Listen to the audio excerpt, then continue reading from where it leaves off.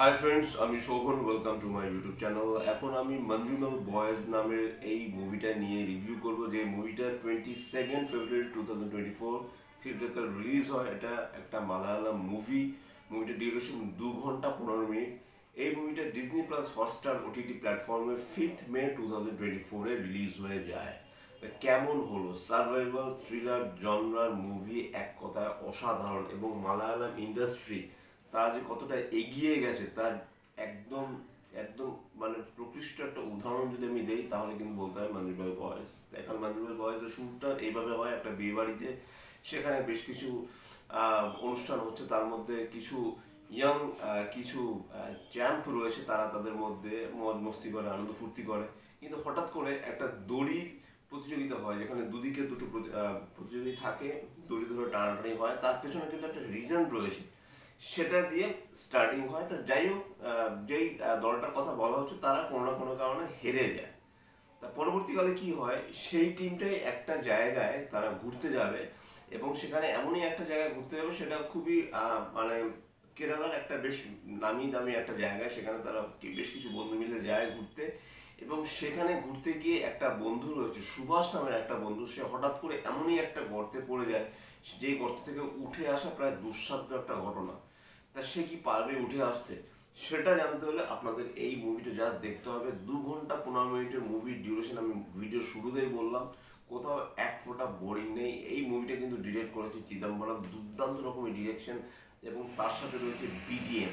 এবং যেরকম কনসেপ্ট, যেরকম কালার গ্রেডিং, যেভাবে লাইটের কাজ এবং পোশাক থেকে শুরু করে প্রত্যেকটা ডিপার্টমেন্ট এত ভালো। এমনই একটা মুভি যে এই মুভির নেগেটিভ পয়েন্ট নিয়ে আমি যদি বিশ্লেষণ করতে যাই, তাহলে আমাকে মাইক্রোস্কোপ ইউজ করতে হবে। এমনভাবেই কিন্তু এই মুভিটাকে সাজানো হয়েছে। এবং সত্যি কথা বলতে, এখানে যেভাবে ইমোশনগুলো দেখানো হয়েছে, একটা বন্ধুর জন্য আর একটা বন্ধু কিন্তু নিচে চলে যায়।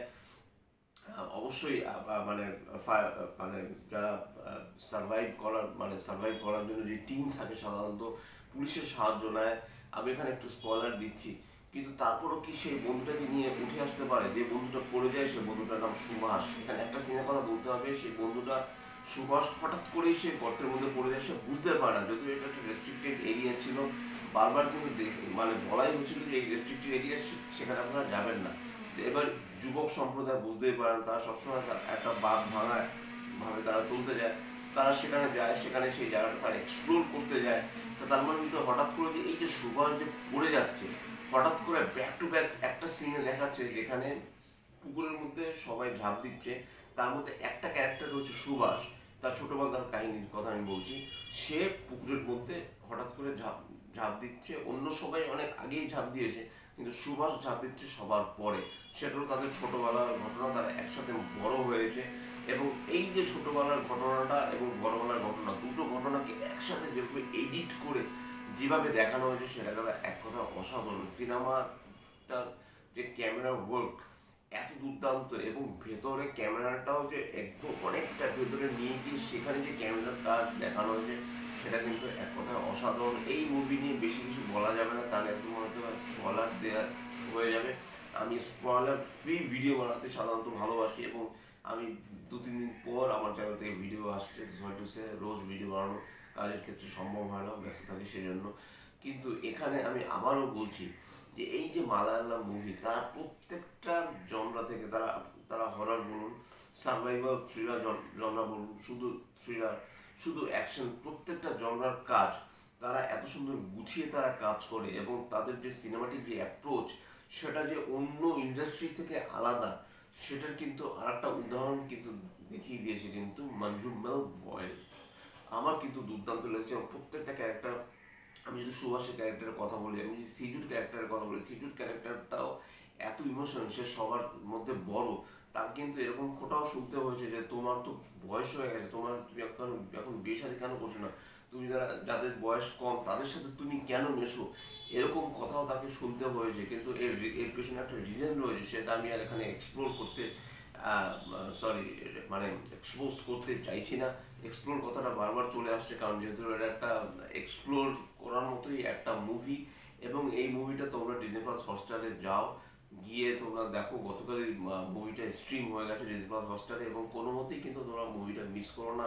এমনভাবে মুভিটা বানানো হয়েছে প্রথম থেকে শেষ অবধি, টান টান উত্তেজনা এবং একটা ক্যামেরার ওয়ার্ক, যে একটা মুভির ক্যামেরা ওয়ার্ক যেরকম হতে পারে তার সাথে বিজিএম, যখন বৃষ্টি পড়ছে সেই বৃষ্টি যখন একটা ফোঁটা এসে সেই সিজুর মানে গালের উপর পড়ে সেই দৃশ্যটা, তারপর যখন বৃষ্টি হয় বৃষ্টির সিনসগুলো, পুলিশের কাছে যাচ্ছে সেখানে গিয়ে তার বন্ধু বান্ধবরা মার খাচ্ছে সেই সিনগুলো, কোন সিন দেখে কোন সিনের কথা বলবো, একটা বন্ধুকে বাঁচানোর জন্য আর একটা বন্ধু যে এরকম একটা মানে তারও যে ঝাঁপিয়ে পড়া, যে করে হোক আমি বন্ধুকে নিয়ে বাড়ি ফিরবো, যদি বন্ধুকে নিয়ে আমি বাড়ি ফিরতে না পারি তাহলে আমি আমার বন্ধুর বাড়িতে কি জবাব দেব, তার বন্ধুদের মধ্যে বন্ডিং, তাদের মধ্যে নিজেদের মধ্যে এতটা ভালোবাসা। এবং একটা সিনের কথা বলবো যেখানে বৃষ্টির জল ক্রমশ গড়িয়ে যেহেতু পাহাড়ি এলাকার জল সবসময় নিচের দিকে সে আসবে, সেই জল আটকে রাখার জন্য বিভিন্ন গাছের গুঁড়ি দিয়ে বিভিন্ন বন্ধুরা চেষ্টা করছে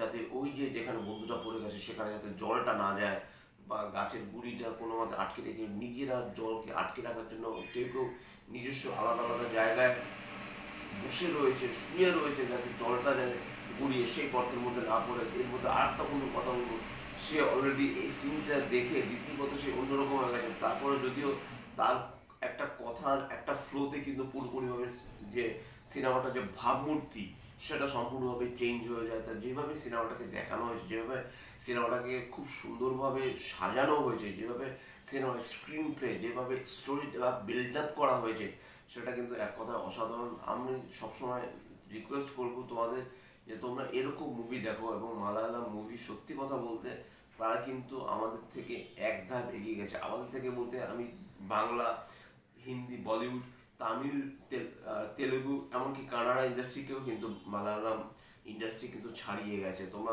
মুভিটা দেখো, তোমরা বুঝতে পারবে যে অ্যাকচুয়ালি মুভিটায় কি বলতে চাইছে। মুভিটা কিন্তু একটা মেসেজও কিন্তু দিয়ে দিয়েছে, সেই মেসেজটাও কিন্তু খুব ইম্পর্টেন্ট আমাদের সমাজের ক্ষেত্রে। আর বেশি কিছু বলবো না, এটা বলেই আমি আমার মুভি রিভিউ শেষ করছি। তোমরা অবশ্যই মানজুমেল ভয়েস এই মুভিটা দেখো, যথেষ্ট ভালো মাপের ছবি এবং যথেষ্ট ভালো সিনেমাটার ক্যামেরা ওয়ার্ক, লাইটিং, লোকেশন থেকে শুরু করে এভরিথিং ইজ আ পজিটিভ দিক। আমার কিন্তু সিনেমাটা খুব খুব ভালো লেগেছে, আমি কিন্তু তোমাদের হাইলি রেকমেন্ড করবো। অবশ্যই তোমরা মানজুমেল ভয়েস এই মুভিটা তোমরা দেখো। আর যদি আমার চ্যানেলটা ভালো লেগে থাকে লাইক, শেয়ার, কমেন্ট এবং সাবস্ক্রাইব করতে ভুলো না। আমার চ্যানেলকে ইনস্টাগ্রামের লিঙ্ক, ফেসবুকের লিঙ্ক এবং ইউটিউবের লিঙ্ক আমার ডিসক্রিপশন বক্সে দিয়ে দেওয়া রয়েছে, সেখান থেকেও তোমরা কানেক্ট করতে পারো। এবং অবশ্যই তোমরা এই মুভিটা দেখো, আমি হাইলি রেকমেন্ড করছি। সিনেমাটার নাম হলো মানজুমেল ভয়েস, যেটা ডিজনি প্লাস হটস্টার ওটিটি প্ল্যাটফর্মে 5 মে 2024 অলরেডি স্ট্রিম হয়ে গেছে। Till then stay tuned, tata.